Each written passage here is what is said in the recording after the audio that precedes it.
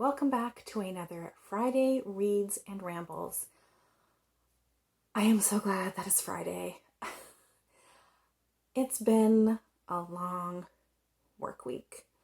Nothing major, just a lot of tiny little fires to put out and a lot of busyness. My brain is still not quite recovered from the work week. So we'll see if I can actually talk for the rest of this video. Okay, wait. There. That's better. My head was like cut off. There we go.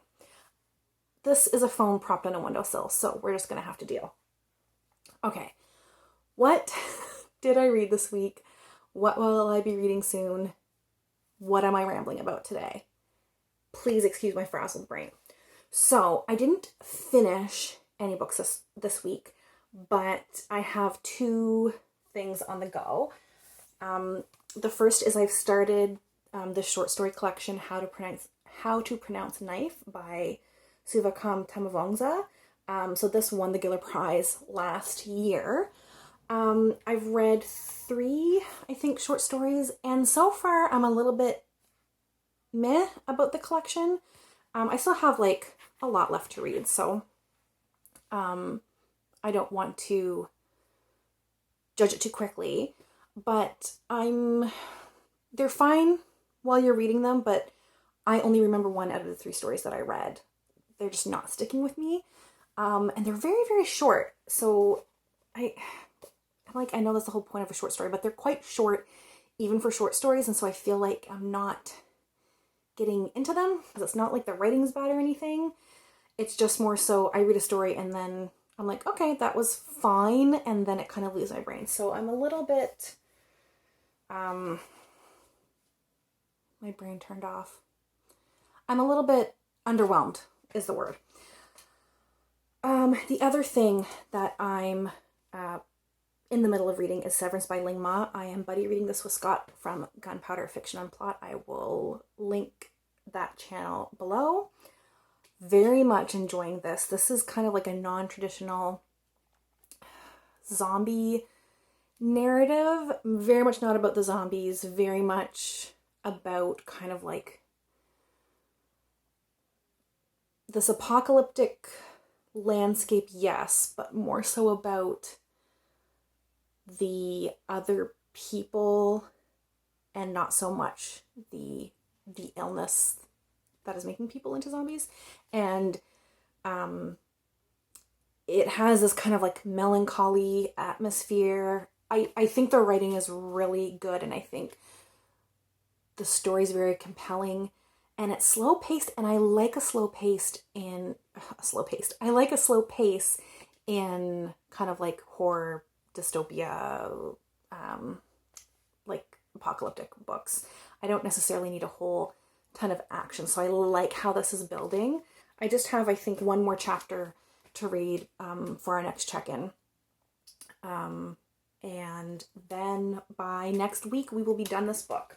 So something that was not on my TBR for May, but I'm going to read because I had a hold on it. Like, I couldn't get it at my library, so I had to put a hold to get it transferred from another library to my local library. Anyway, that's not interesting. The point is, it came in, so I want to read it now before I have to return it. That's Moon of the Crusted Snow by Wabgashee Rice. So this is another apocalyptic book. And it's set in a northern indigenous community, and it sounds really, really tense. So after I'm done reading Severance, I am going to pick this up and read it, and then I will get back to my regularly scheduled May TBR. That's the only thing I'm really planning to pick up next week. I think next weekend I will get to The Picture of Dorian Gray, which I didn't read this week like I thought I might be able to.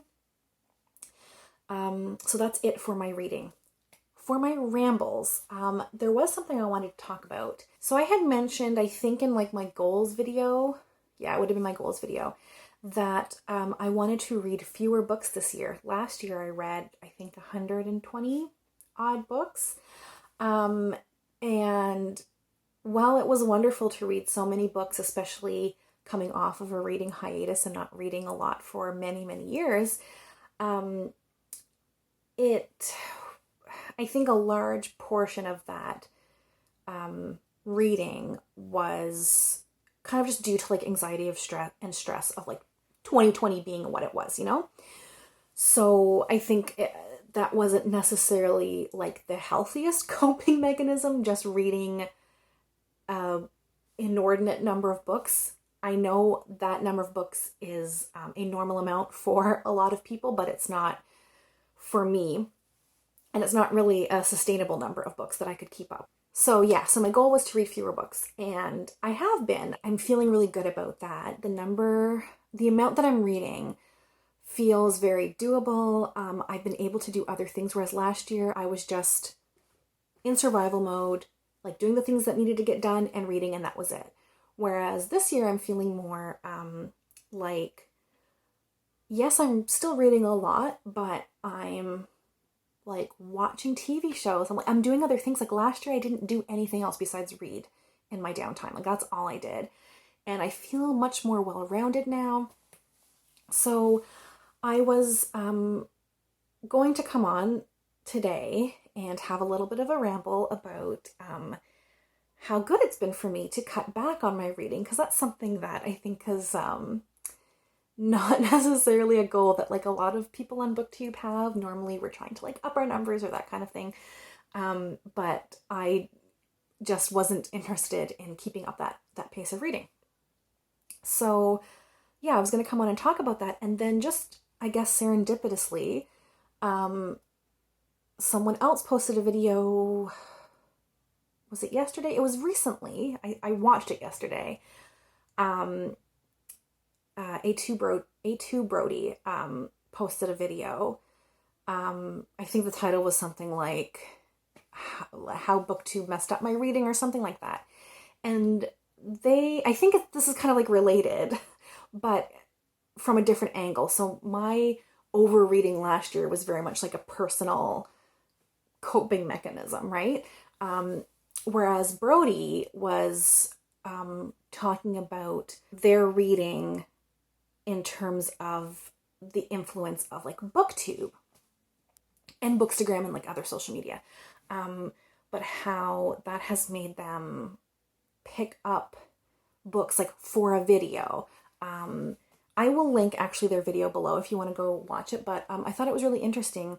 It's not something that I've necessarily experienced because I think Brody has like a couple thousand followers maybe, and I only have a couple hundred, so it's just very different. I don't feel any pressure to have to read certain books because I want to make a vlog about something. I have done that. I have picked up books to make vlogs or to make certain content, but it was because I thought it would be fun. It wasn't necessarily because, oh, that would make good content, if you know what I mean. So I just thought that was a really interesting video. I would encourage you to check it out. And yeah, I wanted to maybe have a little discussion here. I think most people who follow me don't have like BookTube channels. The BookTubers who do follow me, for the most part, are smaller channels, but I know there's a handful of you that have larger channels. And if you see this, I would be interested in how you feel about that and how that's affected your reading. Like, has it skewed the kinds of things you pick up? Are you kind of like curating your TBR to fit in certain molds, or to drive certain content, I guess? So yeah, I just thought that was an interesting video and viewpoint on how well BookTube can really enhance our reading lives, and we can find out about books maybe we wouldn't have otherwise found out about, and we can talk with other people and form kind of like a little book community online. That there can be like this negative side of, I think Brody put it like, there came a time where like reading just became not fun anymore, which is sad. So yeah, if you have thoughts on this topic in general, leave it below. I'd love to have a little chat with you. And I think that's it for today. Thank you everyone for watching, and we will chat soon. Take care. Bye.